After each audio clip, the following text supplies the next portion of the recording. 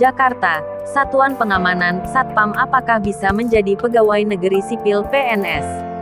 Sebagaimana diketahui, pada 2023 status pegawai pemerintah hanya akan ada dua, yaitu pegawai negeri sipil PNS, dan pegawai pemerintah dengan perjanjian kerja P3K.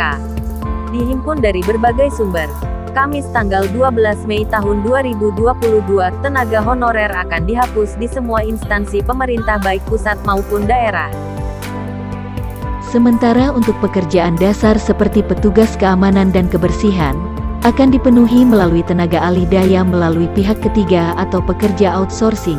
Pada tahun ini, pemerintah akan mengutamakan rekrutmen P3K. Hal ini dilakukan guna memenuhi kebutuhan PNS di bidang pendidikan dan kesehatan.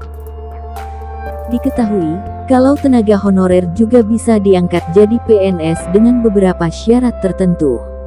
Hal itu tertuang dalam Peraturan Pemerintah PP Nomor 48 Tahun 2005. Berikut syaratnya. Maksimal usia 46 tahun dengan masa kerja 20 tahun atau lebih terus-menerus. Maksimal usia 46 tahun dan punya masa kerja 10-20 tahun secara terus-menerus. Maksimal usia 40 tahun dan punya masa kerja 5-10 tahun secara terus-menerus. Maksimal usia 35 tahun dan punya masa kerja 1-5 tahun secara terus-menerus.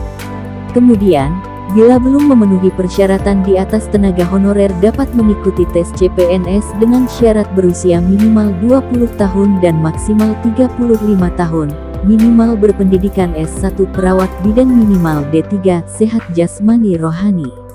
Peserta juga harus memiliki kompetensi di bidangnya, tidak pernah dipidana dengan penjara 2 tahun atau lebih, bukan anggota partai politik maupun terlibat dalam politik praktis.